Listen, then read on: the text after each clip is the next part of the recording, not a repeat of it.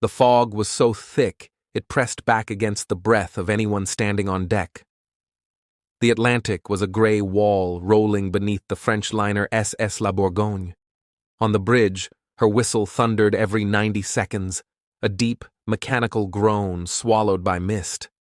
Somewhere in the distance, another horn answered, long, hollow, frighteningly near.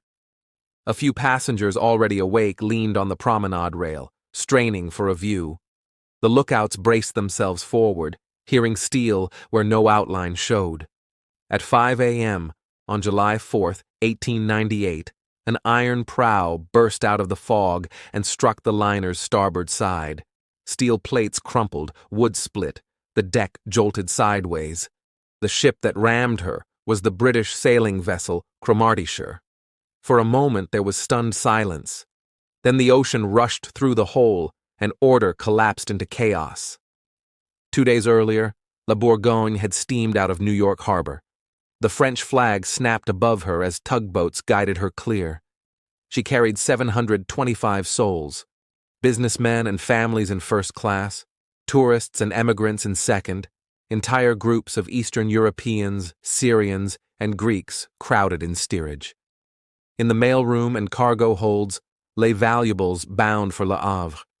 On deck, children leaned against rails to wave, while down below passengers in steerage pressed against portholes, faces framed in condensation. The crew numbered 222, sailors, stokers, stewards, cooks, officers. They worked in shifts as the liner surged eastward into the North Atlantic. The weather grew thick south of Nova Scotia. Fog closed in heavy and wet, sometimes cutting visibility to less than a ship's length. Most captains reduced speed in such conditions. La Bourgogne pressed on quickly. Her crew and passengers moved through gray days and darker nights, the whistle bellowing into a blank horizon. On the same track moved Cowardice, sails reefed, horns sounding. The collision came without warning. The impact stove a jagged hole into La Bourgogne's hull, just above and below the waterline. Seawater poured in with brutal speed, filling compartments and listing the ship hard to starboard. Below deck, some passengers and crew were drowned almost instantly, trapped before ladders could be reached. Above, people staggered against bulkheads and rails, thrown out of bunks and into corridors. Panic flooded faster than water. Officers tried to rally, shouting orders in French and English, but the fog twisted sound. Shouts and prayers collided in a dozen languages. The lifeboat decks became battlegrounds. Boats swung out only to slam back against the listing hull, splintering wood and crushing hands. In the frenzy, discipline broke. Witnesses later said some of the crew used knives, oars, and sheer force to take places, pushing passengers aside. Others claimed the officers fought to maintain order but were overrun by the surge. What is undeniable is the outcome. Of roughly 200 women on board, only one survived. Not a single child lived.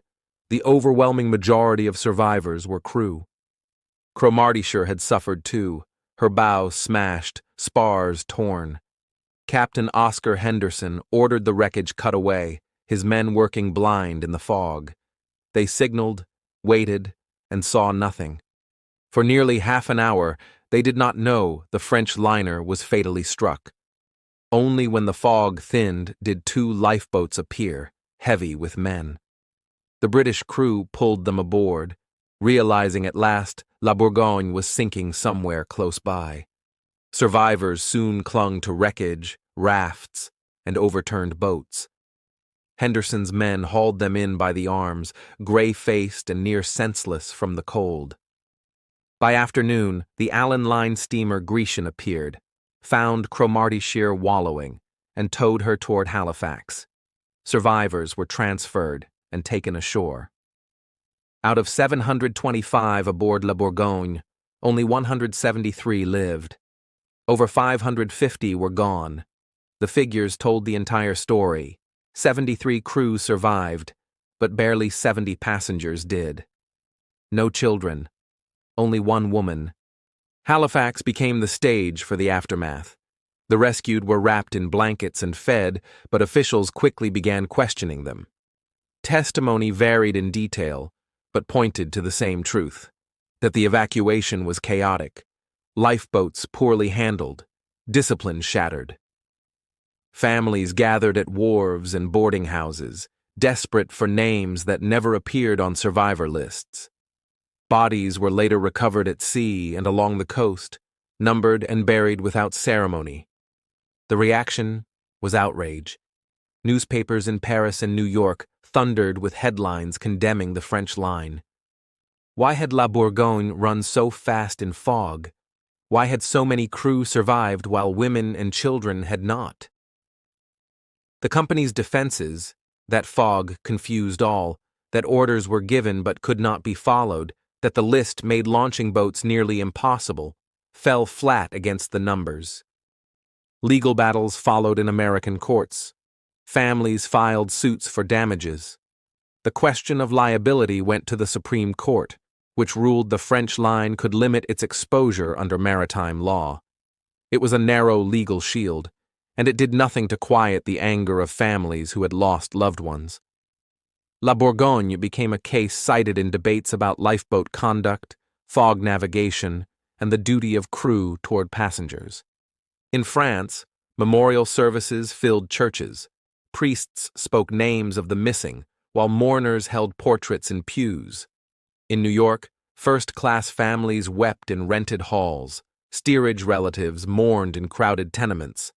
The story of La Bourgogne circulated not only as tragedy, but as caution, a demonstration of what happens when speed, fog, and human panic converge. The cowardice was eventually repaired and returned to service, her bow rebuilt. Her crew sailed on, though haunted by what they had witnessed through the fog. La Bourgogne, meanwhile, rested far below the waves south of Sable Island, beyond reach, marked only on charts and in memory. For historians, the wreck endures as an object lesson. Discipline aboard can decide survival rates as much as seaworthiness. A captain who gambles with fog risks not only his ship, but every life on it. And in July 1898, on an Atlantic morning, the gamble went wrong. Imagine one passenger in those final minutes. You're jolted awake by the vibration of impact, the cabin throwing you against the wall. The corridor outside tilts, and cold water slides over your shoes. People crowd the stairwell, voices climbing into a single scream. On deck, boats swing out too fast. Ropes jam, men shout, steel groans. You reach for a lifebelt, find none. Fog presses close.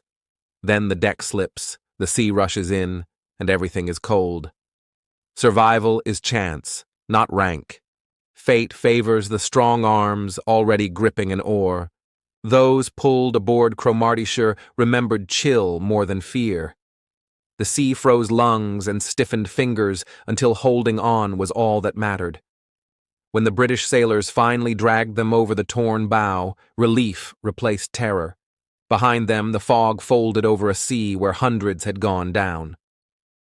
By the time Grecian towed them into Halifax, the count was set. 725 had departed New York. Only 173 arrived. The rest lay beneath the Atlantic. Thank you for listening to the Sunken Ledger. Subscribe for more true stories from the depths.